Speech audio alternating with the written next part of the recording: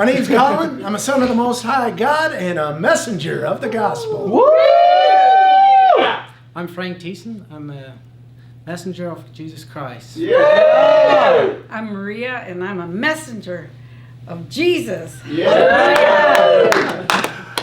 So for us, this for me was the first Love Dallas outreach that I've been on. I got here a little late, but it was like plowing granite. A lot of hard hearts out there. We went to a section of town that was a lot of addicts, which, you know, didn't want to hear about it. They didn't want to, they'd seen the church thing. In that, we had a couple substantial encounters, though. So I guess I'll let Maria tell you about Tiny. Yeah, we met this young lady named Tiny, and she was hanging over.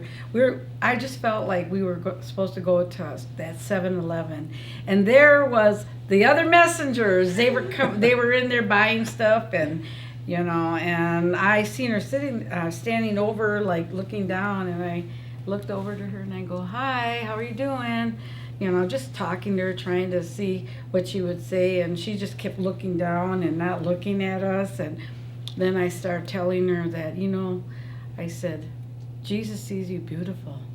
You're beautiful. And she just said, you know, wouldn't look at us, you know. And I had asked Collins, I go, should I go talk to her? And he goes, if you feel led to, go ahead, you know. So I thought, okay.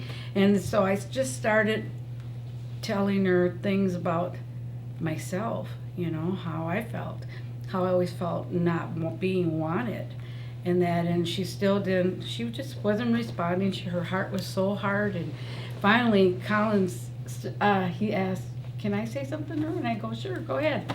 So then I shared some of my own story, which I was born without a name. She had an issue with her children who were in child protection. And I was just able to testify that there's life on the other side of that there's forgiveness on the other side of that, that there's healing on the other side of that. And then we decided, it was freezing cold out there. I'm from Minnesota, but here we are in Texas. So we went into 7-Eleven, and it got a little crazy in 7-Eleven. Frank was kind enough to buy us all a coffee including Tiny.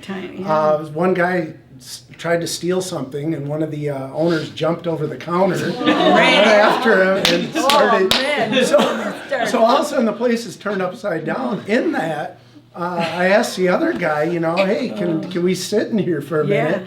And he invited us to play guitar inside 7-Eleven. Wow. So now we're strumming away and doing a couple songs, and I thought I heard someone singing along. At first we thought it was an angel. Then we realized that the owners are actually Ethiopian Christians. So in that, we just kind of turned loose, started talking to everybody. Met a guy, Brian, who actually asked for prayer for healing for his heart. In that, there were some other encounters. The one that really grabbed my heart was a kid named Blake, and it was a guy that came up to us right when we got back to the car. And I had been praying that the Lord would show me a world changer, a Billy Graham, a Reinhard Bonnke is actually what I prayed earlier in the prayer room. Somebody that would influence thousands, millions, whatever. And I believe that Blake is that kid. He came up and started sharing. He's 21 years old.